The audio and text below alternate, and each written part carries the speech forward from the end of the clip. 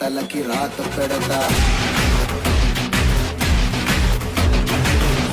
అబ్బని గుర్తుకు తెస్తా నెత్తుటి స్నానం నీకు చేస్తా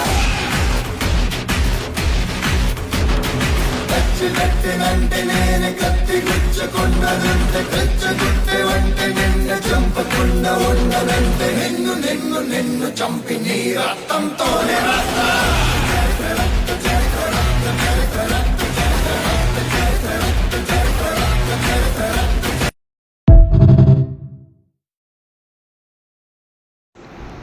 సమాజ నిర్మాణం కోసం జరిగే కర్తవ్య నిర్వహణకై గ్రామ మండల నూతన కమిటీల నిర్మాణాలపై శ్రమించే నాయకుల కోసం 4 పేజీల circular MRPS, MSP, BHPS, MSF, MEF, MMS, MLF, MJF,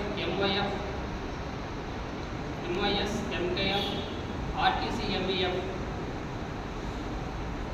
వికాసం, సోషల్ మీడియా మరియు అన్ని అనుబంధ సంఘాల నాయకులు, కార్యకర్తలకు సామాజిక ఉద్యమ నమస్కారాలు. ఎస్సీ రిజర్వేషన్ల ఫలాలు ఎస్సీలోని ప్రతి కులానికి దక్కాలని మనం చేసిన సుదీర్ఘ పోరాటంలో విజయం సాధించాము.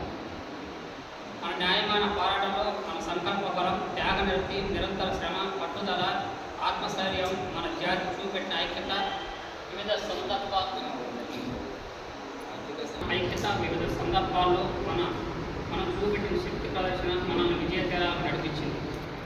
అలాగే మనకు అడ్డంకులు, అవరోధాలు, నిర్బంధాలు, వెన్నుపోటుతో ఎన్నో సందర్భాలు ఎదురైనప్పటికీ సమాజంలోని అన్ని సామాజిక వర్గాలు, ప్రజాస్వామికవాదులు, మేధావులు, సాధారణ రాజకీయ పక్షాలు, న్యాయ వ్యవస్థ మనకు అవసరమైన కీలకమైన వివిధ సమయాలలో అండదండలు అందించడంతో పాటు గౌరవ ప్రధానమంత్రి శ్రీ నరేంద్ర మోడీ గారి నేతృత్వంలోని కేంద్ర ప్రభుత్వ పెద్దలు, వివిధ రాష్ట్రాల్లోని ప్రభుత్వాలు మనకు అండగా నిలవడం వల్ల ఎస్సీ వర్గీకరణ ఫలాలు గత 2 సంవత్సరాలుగా మనకు నిలకడుతున్నాయి. మనం మొదలుపెట్టిన మొదటి పోరాటంలో విజయం సాధించినప్పటికీ చేసిన ఎన్నో పోరాటాలు కూడా విజయం సాధించి ఆ ఫలాలు కులం పేరుతో, కులం, మతంతో సంబంధం లేకుండా అన్ని వర్గాల పేదలకు, ప్రతి నిరుపేద కుటుంబానికి అందుతున్నప్పటికీ ఇక్కడితో మన బాధ్యత అయిపోయినట్టు కాదు. ఇంకా మనం జాతికి, అలాగే పీడిత వర్గాలకు, వివిధ వర్గాల్లోని ప్రతి కుటుంబానికి చేయాల్సింది ఇంకా చాలా ఉంది.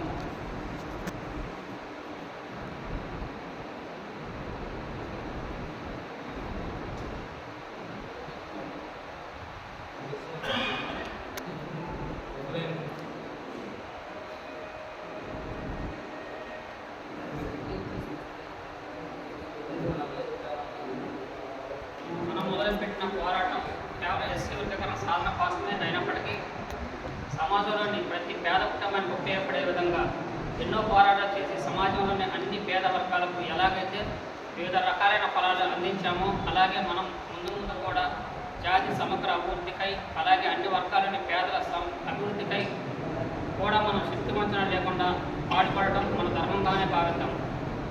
అది మన ప్రధాన కర్తవ్యంగా గుర్తించి ముందుకు సాగడం. దోపిడీ, వివక్షత లేని సమాజ నిర్మాణంకై గౌతమ బుద్ధుల నుండి సంతు రవిదాసుల ఆశయాల సిద్ధికై వారి అడుగుజాడల్లో తమ జీవితాలను వెచ్చించిన పూలే, అంబేద్కర్, జగజ్జీవన్ రామ్, కాన్సీరామ్ల వారసత్వాన్ని ముందుకు తీసుకెళ్లడమే లక్ష్యంగా మన కర్తవ్యాలను నిర్వహిద్దాం. ఎందుకంటే మన మహనీయులు ఆశించిన సమాజం గొప్ప నూతన వ్యవస్థ.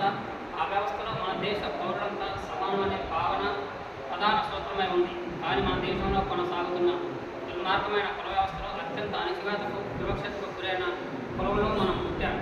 ఈ దుర్మార్గమైన కుల వ్యవస్థలో మానవ గౌరవానికి దూరమై పశువుల కంటే హీనంగా చూడబడి, ఊరికి దూరంగా నెట్టివేయబడి వేలాది సంవత్సరాలుగా జీవించిన మనం ఈ దుర్మార్గమైన కుల వ్యవస్థను ఒకటవేలతో పోల్చాల్సి ఉంది. ఈ కుల వ్యవస్థ వలన మనమే అత్యంత పేదలుగా మిగిలిపోయాం. కనుక మన పేదరికాన్ని, అలాగే సమాజంలోని ఉన్న ఇతర వర్గాల పేదరికాన్ని తొలగించాల్సిన ప్రధాన కర్తవ్యం కూడా మనదే. ఒక మాటలో చెప్పాలంటే కుల వ్యవస్థ లేని, ఆర్థిక సమానతలు లేని నూతన సమాజాన్ని నిర్మించడంలో మనమే అత్యంత కీలక భూమిక పోషించడం మన బాధ్యతగా గుర్తిద్దాం. ఆ విధంగా రాజ్యాంగ స్ఫూర్తిని, రాజ్యాంగ నిర్మాతల ఆకాంక్షను బలంగా నిలబెట్టడం మనందరి బాధ్యతగా మన కర్తవ్యాలను నెరవేర్చుతాం. పరమత సహనం భారతీయులకు ఉండాలని ఉద్బోధించడమే మన రాజ్యాంగ మూల సూత్రాల్లోని సారాంశం. కనుక భారతీయులమైన మనం మనలో ఎవరు ఏ విశ్వాసాలు కలిగి ఉన్నప్పటికీ మనలో మనకు ప్రేమలు ఆప్యాయతలు కలిగి ఉండటం, ఒకరినొకరు గౌరవించుకోవడం మన రాజ్యాంగ నిర్మాతల ఆలోచనగా మనం ముందుకు సాగుదాం. అందుకే రాజ్యాంగ స్ఫూర్తిని నిండుగా మన మనసులోనే నింపుకొని ఎలాంటి మత దురహంకారం లేకుండా గొప్ప ప్రజాస్వామిక స్ఫూర్తిని మనమంతా కలిగి ఉందాం. అంతేకాకుండా ప్రపంచంలో ఎక్కడా లేని దురహంకార వ్యవస్థ అయిన కుల వ్యవస్థను మన దేశంలో వేల సంవత్సరాలుగా ఉంది. నరనరాన మన వ్యవస్థలో పాతుకుపోయింది. మనమంతా భారతీయులమని గర్వంగా చెప్పుకోవాల్సింది పోయి మనం ఫలానా కులం అని చెప్పుకోవడం అంటే దేశం కంటే మన కులమే గొప్పగా చెప్పుకోవడమే ప్రతి కుల పౌరుడికి గొప్ప లక్ష్యంగా కనిపిస్తుంది. ఈ కుల వ్యవస్థ రుగ్మత వల్ల భౌగోళికంగా దేశం ఇప్పటికీ చాలా మూల్యం చెల్లించింది. అంటే భౌగోళికంగా చాలా నష్టపోయాయి. మన దేశంలో కొనసాగుతున్న ఈ గొప్ప కుల వ్యవస్థ వల్లనే మనలో ఎన్నో రుగ్మతలు ఏర్పడ్డాయి. వేల కులాలుగా చీలిపోయిన మన దేశంలో ప్రతి రెండు కులాల మధ్య ఎక్కడా సమానత్వం లేదు. ప్రతి రెండు కులాల మధ్య కొనసాగుతున్న సాంఘిక అసమానతలు అలాగే కుల వ్యవస్థ ఈరోజు కూడా అదే కారణం చేసుకునే ఒక మాట చెప్పాలంటే ఈ మధ్య కాలంలో పోటీ పురస్కారం అమలు చేసేది ఇన్నట్టుగా మన దేశానికి చుట్టుపక్కల దేశాలను ఎదురయ్యే ప్రమాదం కంటే మన దేశంలో కొనసాగుతున్న కుల వ్యవస్థని మనం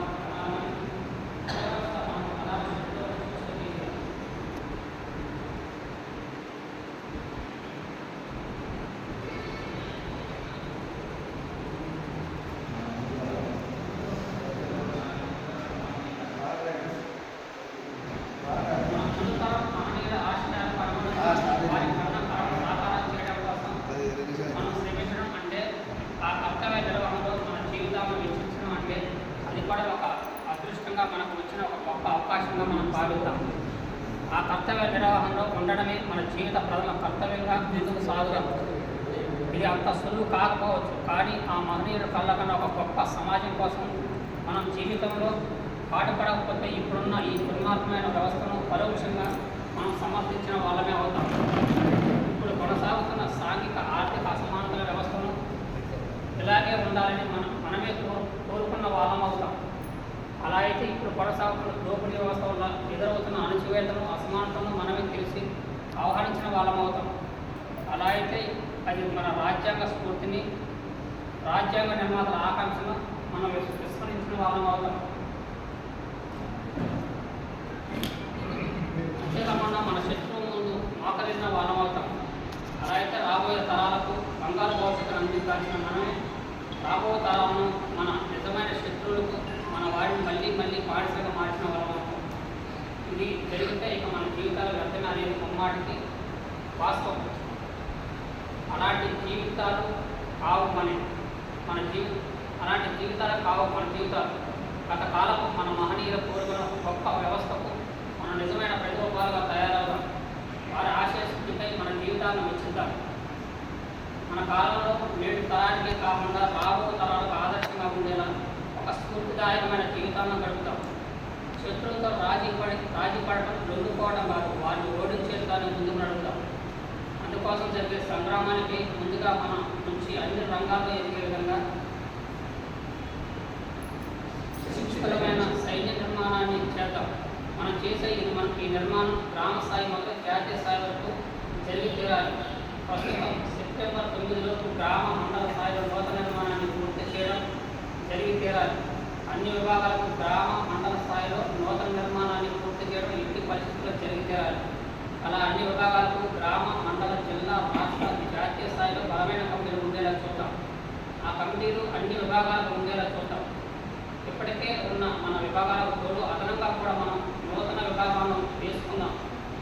మనం ముందుగా అన్ని విభాగాల్లో బలమైన నిర్మాణాన్ని పూర్తి చేసుకుని ఆ స్ఫూర్తితో కలిసి వచ్చే విధంగా వివిధ సామాజిక వర్గాలని మిత్రశక్తులను కలుపుకొని అలా కలిసి వచ్చే వర్గాలను మనలో కలుపుకొని పీడిత వర్గాల విముక్తి సైన్యంగా తీర్చిదిద్దుదాం. దాని కొనసాగింపు దోపిడీ పీడన లేని ఒక గొప్ప నూతన వ్యవస్థ స్థాపనకై యుద్ధాన్ని ముందుకు నడుపుతాం. అది మన జీవిత ఆశయంగా పెట్టుకున్నాం. ఇందులో ఎలాంటి రాజీకి తావలేదు. మనం అనేది గట్టిగా అనుకుని ముందుకు సాగడం. సూచనలు: 1. గ్రామ మండల స్థాయిలో వేసే కమిటీలు సెప్టెంబర్ 1వ వారం అంటే 9వ తారీఖులో 100% పూర్తి చేయాలి. 2. ప్రతి గ్రామంలో గ్రామ కమిటీలు అలాగే మండల కమిటీ ఖచ్చితంగా చదువుకున్న యువతరాన్ని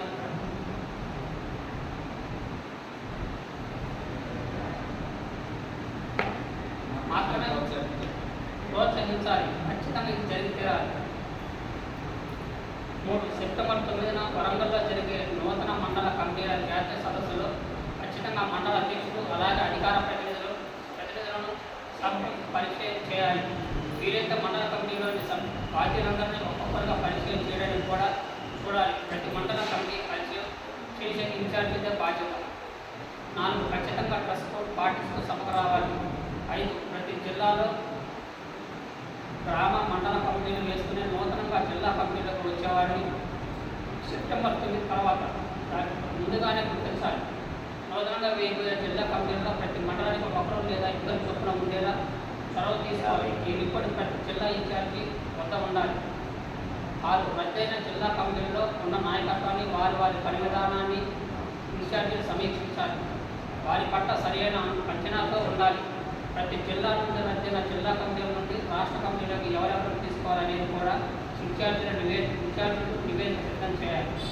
7 సెప్టెంబర్ 9 అనంతరం 10 రోజులు తిరగముందే అన్ని జిల్లాల్లో పూర్తి స్థాయి ఎంఆర్పిఎస్ ఎంఎస్పీ జిల్లా కమిటీలు అలాగే మనకున్న అన్ని అనుబంధ విభాగాలకు జిల్లా కమిటీలు పూర్తి చేయడం జరుగుతుంది. 8 జిల్లాల వారీగా కమిటీలు వేసి సమయానికి జిల్లా ఇన్ఛార్జీలకు అదనంగా కూడా జిల్లాలకు పర్యవేక్షకుల ప్రధాన నాయకత్వం వస్తుంది. 9 సెప్టెంబర్ 20 లోపు నూతన జిల్లా కమిటీలు వేసుకొని సెప్టెంబర్ 30 లోపు ఎంఆర్పిఎస్ ఎంఎస్పీ మరియు అన్ని అనుబంధ విభాగాలు జాతీయ సదస్సు నిర్వహించుకుని అన్ని విభాగాలకు పూర్తి స్థాయిలో రాష్ట్ర కమిటీలు అలాగే జాతీయ కమిటీలు వేసుకోవడంతో పాటు ఎంఎస్పీ పరిపూరు అలాగే ఎంఆర్పిఎస్ అత్యున్నత స్థాయి కోర్ కమిటీ కూడా వేయడం జరుగుతుంది. 10 అలా నిర్మాణాలు సెప్టెంబర్ 30 లోపు అన్ని స్థాయిలో పూర్తి చేసుకొని ప్రజా సమస్యలను గుర్తించి ప్రజా పోరాటాలకు నాంది పలకాల్సి ఉంది. మనం చేసే ప్రజా పోరాటాల ద్వారా మనం నిర్మించుకున్న నూతన ప్రజాస్వామిక వ్యవస్థను మన మహనీయులు కలగన్న నూతన సమాజాన్ని నిర్మించడానికి పాటుపడ్డ వాళ్ళమవుతాం. అలాగే మన మహనీయులు నిజమైన వారసత్వాన్ని మనం ముందుకు తీసుకెళ్లిన వాళ్ళమవుతాం. అందుకోసం అందరం కంకణబద్ధులై పనిచేద్దాం. ముఖ్య గమనిక సర్క్యులర్ నేటి జిల్లా సమావేశాల్లో చదివి వినిపించాలి. అలాగే ప్రతి ఒక్కరి దగ్గర ఈ సర్క్యులర్ నిత్యం అందుబాటులో ఉండాలి. సామాజిక ఉద్యమ నమస్కారాలతో